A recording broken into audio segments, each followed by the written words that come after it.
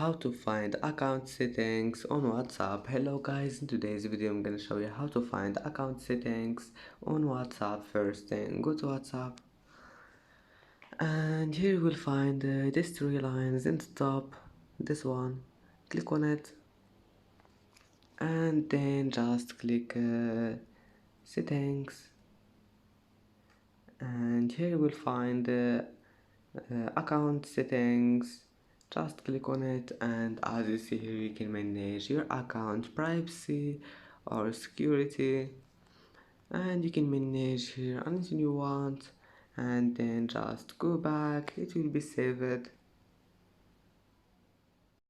And that's it for today's video. If you like this video, don't forget like and subscribe, and thank you for watching this video until the end. And now see you in the next video.